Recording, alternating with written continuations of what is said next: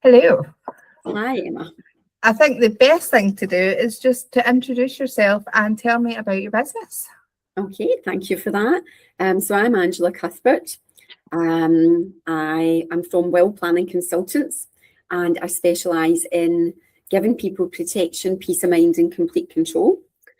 And that's because I specialise in three things really. 1, wills, 2, power of attorney, and 3, trust planning. So typically I'll go out and visit people in the comfort of their own home. I'll sit down and talk to them about what the options that are open to them and all the things that they should consider, and then we'll take it from there really. I don't go out and try and sell things to anybody. I just give them the facts, and I do it in a way without using lots of jargon, and I'm there to help people. How long have you been doing that for? I've been involved in estate planning for about 7 or 8 years, but for quite some time I did it alongside being employed. But about around 18 months ago, I decided for multiple different reasons that it was time for me to take a big leap of faith and actually go out and focus on this and only this. And to be honest, I've loved every minute of it. I've never looked back. But yes, it's been great. It took me out my comfort zone sometimes, but now 18 months down the line, when I've been, focusing on this and only this, I've learned a lot. I've met some great people. I've helped lots of lovely clients, and made a wee bit of money along the way, which is why we're all here, really. Does help. Keeps the lights on. That's, when I decided to start the business, it was one of my friends who owns his own company said, if you're going to do this, you have to just go all in, because you'll never get to where you want to go if you're kind of half in, half out with it. Yes. And there is something about that, the fear almost, that let's get going, then that's, you don't have a kind of safety net on it. But that must have been a scary transition, even though, because you had been doing it for so long, but just, It was, because although I had been involved and I had been doing it, it wasn't to the extent that I was going out and getting visibility by being at networking events and things like that. So of course, when I only had this one thing to concentrate on, it opened up a whole new world to me.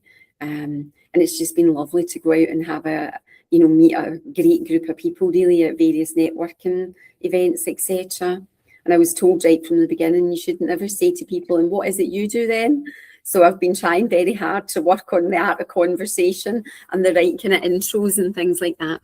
Oh, I'm still terrible at it. I just stand with a coffee and go, somebody speak to me. I think, honestly, I'm like one of the most, I don't know if I'm the extroverted introvert or an introverted extrovert. I can't, networking terrifies me.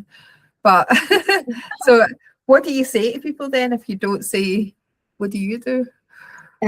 Gosh, I've kind of tried to get a few phrases and I mix it up depending on who it is I'm speaking to. But I'll maybe say, what brings you here? Things like that, or how's your day and your week been? And that kind of makes people open up and tell you a wee bit about what they're doing, which gives you hints and tips, etc. And yeah, I think somebody told me as well that it depends if there's 2 or 3 people, say, standing chatting, and it looks very closed and their feet are all kind of closed, then that means you shouldn't really interrupt them.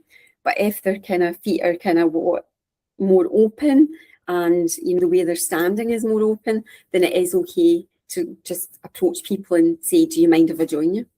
Well, I am learning a lot. I just bulldoze in and go, hiya. What are you talking about?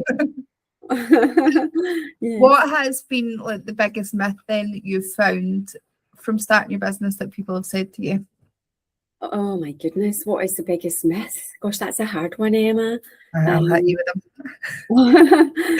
them. One of the myths maybe is it's easier to have your own work-life balance, and I don't think that's true. I think it depends on your character and whether you're disciplined or not. And I find myself that business is very much a bit of a roller coaster. You get the peaks and troughs basically, and when you get those peaks, I find it really hard to say no to people. So I'll find myself doing silly things like sitting, champing away at the keys, at midnight and things like that. Yeah. So the work-life balance is not always there. So yeah, that's a bit of a myth. You know, you are in control of your own destiny and your own diary, but it depends how disciplined you are as a person. I think as well, you find it when if you go on holiday with people that are employed, they switch off. You need to do double Yes. the amount before, you go away. So it's definitely, if there's a balance there, it's all over the place. It is, definitely, because even when I was on holiday in March, I was away on a family holiday for a week, but I was still taking phone calls and still checking emails and different things like that, because it makes it easier when you come back. And I prefer that. I would rather take some time out every day, if it's 15 minutes or half an hour or whatever it needs to be, so that when I come back to work, it's an easier transition back into the routine. Do you find that your family understand that, or are they because sometimes people are like, go and switch off, just don't. Yeah. But how do you find? No, most of the time they're quite understanding. Sometimes I think my husband's been like, come on, we were just going, what are you doing? But yeah, it is what it is. He works for himself as well, so it makes it a bit easier, so he understands. Yeah. So you must have some very interesting stories with people that when you're dealing with wills and power of attorney. Have you found that? Have you found a drastic amount of people that haven't even got any of this in place? Oh yeah, absolutely. 70% of people in Scotland die intestate, which means they don't have a will, or the will can't be found. So there's an amazing amount of opportunity out there for me to go and try and address that with clients. Yeah. But I work very closely with financial advisors, for example, and they refer clients onto me.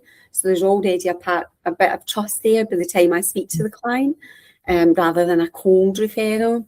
It's very much a warm kind of introduction and referral. But when I sit down with clients, some of them have plans in place, but they've been done maybe 20 or 30 years ago.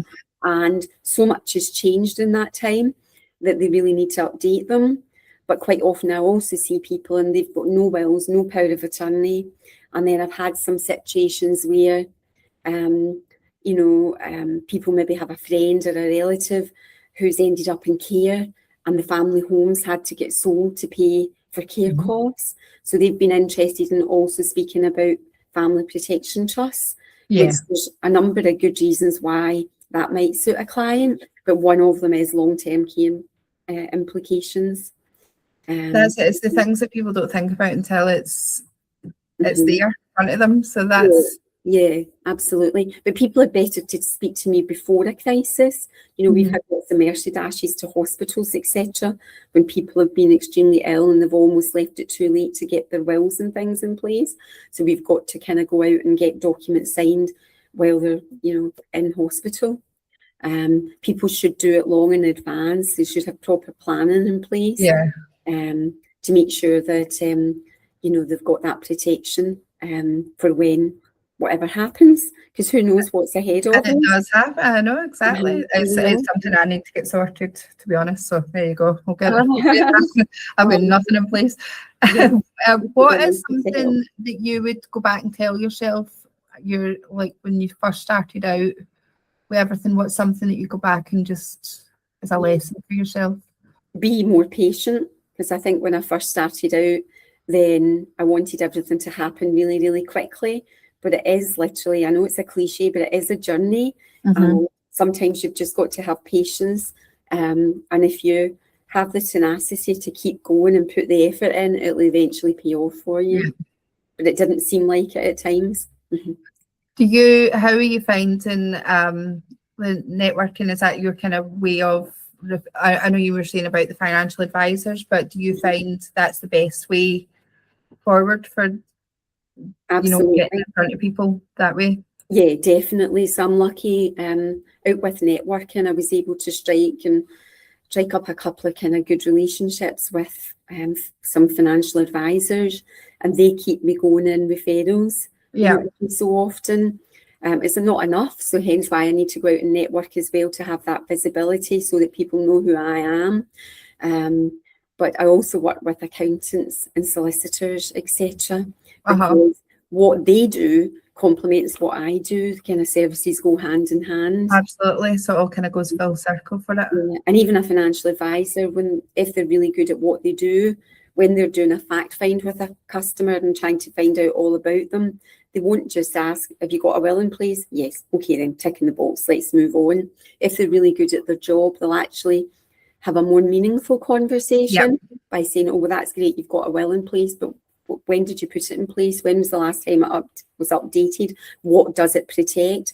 Because one of the key differences and the unique things about what I do is we don't do basic wills. An awful lot of solicitors do a basic will that's just 2 pages long, and it's got absolutely no protection within it. Yeah. But I do comprehensive will planning, and we use trust planning within the will to try and add in a layer of protection to make sure that the right person inherits at the right time and avoid certain threats. So there can be unsavoury life circumstances that can mean that when someone was inheriting, for example, if they were going through a messy separation or divorce, then the person that they're parting ways from could walk away with half of their windfall, which is not what most people would want to happen.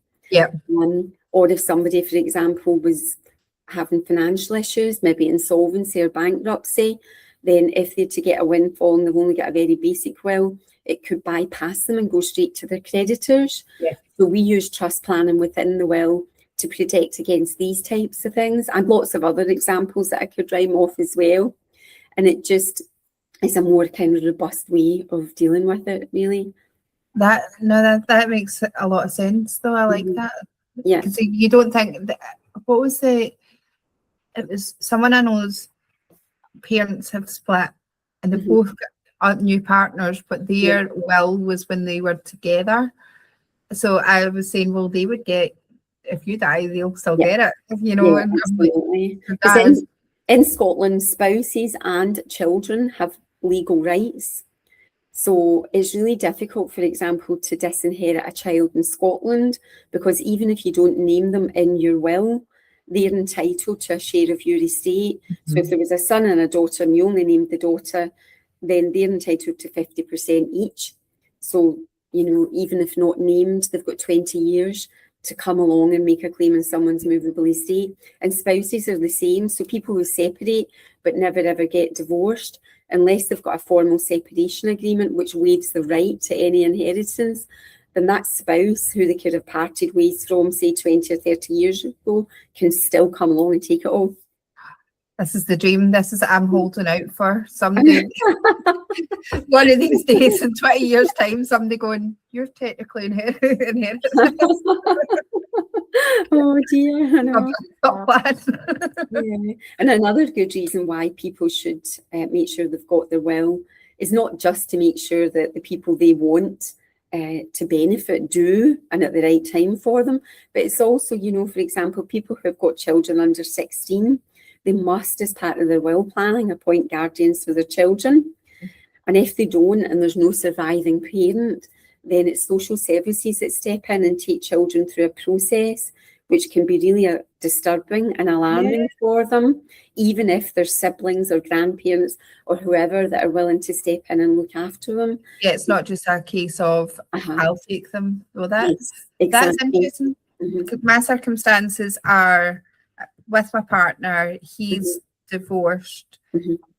They've got a child and we've got 50-50 custody, so but I'm not married to him, so that would be a very interesting one, because if something happened, you can imagine all these grandparents and all the people around child would be like, I can take him, you know, and then it'd be actually no, none of you legally can yet. So it's good to know. These are the things you don't think about. No, a lot of people don't think about it, and you know, it would be a horrible, traumatic thing for a child to go through. So we'll always cover off things like that with a client when we're sitting down with them. But we say that your will is very important. It's a great big tick in the box once you've got that in place. But more important than your will whilst you're living is having a power of attorney. And a power of attorney allows someone that you trust implicitly to act for you if you're not able to act for yourself, but it's in relation to your finances and your welfare. So financial things, like unless you've got an attorney appointed, nobody else can access your bank accounts. Yeah. They can't pay money in, take money out. They can't talk to your financial advisor if you've got one. Can't talk to your accountant. They can't even phone up and cancel your Sky TV package or amend it without a power of attorney. Or if someone is temporarily or permanently incapacitated, then your attorney would be able to speak to their doctor, admit them to hospital, discharge them from hospital, say whether they should get an operation or no, they shouldn't, be involved in their care plan or their treatment plan, all those types of things. And again, if you don't have that, it's someone from social services that makes decisions That makes about that call. health and well-being. I'd never thought of any of that. You think about it as the basic kind of, die, who gets this, who gets that, but it's not. It's who makes the decisions. Yeah, We had a very you're living. my family, like my mum and my brothers and everything. We are very casual when we talk about death. It's like very easy. We're like, Mum, when you die. In fact, I said that to her yesterday. When you die, I'm going to be. But we just talk about it so casually. But that was a conversation she had to have with us. She was saying to my older brothers, I'm going to make Emma power of attorney because she's more organised. Oh, right. I told them I would be skimming an admin fee for my problem of the inheritance. Oh dear, I know. But no, my friends always say to me, your job must be doom and gloom, going out and talking to people about death. And it's really not, because we're all going to die at some point, and you're just better having proper planning in place for it. Absolutely. But everybody's different. Some people like you and your family do talk about it quite casually, and they're happy to chat about it. And other people are quite private, and they clam up over such subjects. And that's why if I go out and visit people in their own home, I put them at ease. Don't use jargon. Try and get them relaxed. But it was funny because even last week I was sitting with a lady who had been diagnosed with a terminal illness. Yeah. And the will that she had was out of date. It was about 30 years old, and she didn't have a power of attorney, and she was going through all this treatment and care. But because she's vulnerable probably at this time, she wanted a friend with her. But her friend was sitting looking out her patio doors, and we were just having such a laugh at the same time because we were talking about, personal things that she might want to leave behind to an individual. And he said, I want that out there. And it was an ornamental rabbit. So all through the meeting, we were joking about the things that he might want, and one thing and another. But yeah, there's a way of making it quite lighthearted. It doesn't have to be very serious. Well, you're definitely in the right role because you have got such a calming aura. I mean, can you imagine me with it? I'd be like, listen, you're going to die anyway. Just do it. Just get it done. One of my best friends is absolutely terrified of any conversation to do with death, and I'll say to her, what's going to happen when your mum and dad? And it's almost as if it's not an inevitability. She's like, no, I can't talk about it. And I'm like, grow up, get your ducks in a row. Yeah, definitely. Which is why I'm not in this field and you are. We've all got our strengths, haven't we? Definitely. No. I genuinely love what I do. I really, really do like going out and speaking to people. Out of curiosity, if you won the major jackpot in the Euro Millions, would you still work? Oh yeah, definitely. Even if it was only to help. I've got a business partner, Alistair Bokla, who's a guru in estate planning. But I would still work because it gives me a sense of fulfillment, and I've always been one of these people that likes to help others as well. And even, if I could be supporting him and helping him, I would still, feel very, as if I've added value basically by doing such things. You would just be adding value from a yacht. Yes, yeah. Absolutely. But I would miss the routine. I like, having a sense of purpose, etc. So I would still be doing something, definitely. I wouldn't just be lazing about all day, every day. I have noticed from the people that I've interviewed and the people that I've known in general, those who then go into self-employment all seem to have that similar mindset of, this is what drives me. Yes, yes. So it's definitely, but with that in mind, what is in the pipeline for you? What's in your kind of vision for the future? My vision is to keep going with this. I love what I'm doing, but I want to do more of it. So I want to streamline the processes. We've already started doing that. So one of the kind of strategies that we're trying to adopt is more AI into our business, but not for the face-to-face stuff, more for the back-end processes, rather than them being very onerous and very time-consuming to do. So that will then allow me to see more customers. And if I see more customers, then, you know, my financial plan basically will grow as well. Yeah. I want to kind of do more, help more people, but also make more money. Yes. And although I'm already quite mature, I'm still going to work for a long time yet. Yeah, no, absolutely. It seems to be in your blood to just keep going with it. But succession planning is a big thing as well. I want to make sure that any of the customers that I've done business for are looked after, even when I do retire or when I'm not here. So, you know, there's other people that we're bringing into the business and things like that. Yeah. And we've got great relationships with, you know, for example, Archibald Sharp in Glasgow, who's a well-respected firm who've been in the West End since 1882. We've got lots of succession plans to make sure that our clients are looked after. Do you, service-wise, are you UK-wide? Are you Central Belt? What's your... Yeah, because Scotland, the law is different to that of England and Wales, etc., then I tend only to see customers who reside in Scotland. Yeah. So that we're doing wills and etc. that are compliant with Scottish law. So yeah, we can, if I've got someone who's very far away, then I would consider doing a Teams call with them. But I prefer to travel to see people and sit down with them face to face if I can, but within reason. You know, I'll travel, say, maximum an hour to an hour and a half each way if I have to.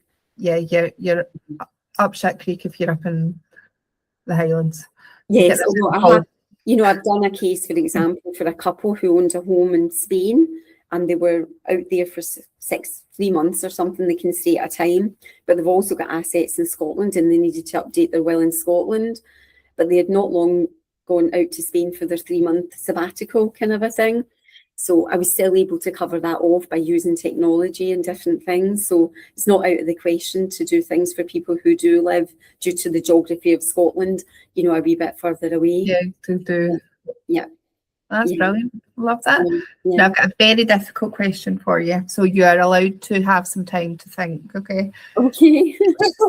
I would like you to come out with 2 truths and 1 lie. 2 truths and 1 lie? But don't tell me which is which. I want whoever is watching this, listening to this, to be able to guess what your lie is.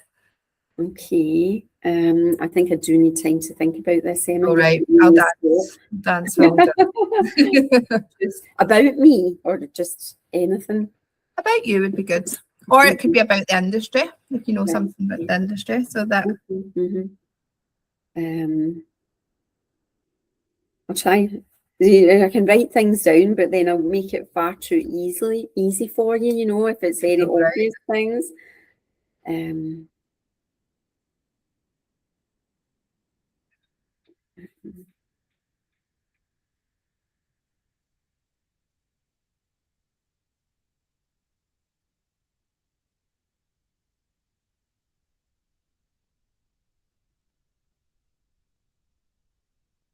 Sorry, I'm writing it down because no, you're fine. You're fine. That's my very first interview. It was my friend Debbie, and she was there for about 20 minutes, and I was like, "It's fine. Don't worry. I'll edit out the silence."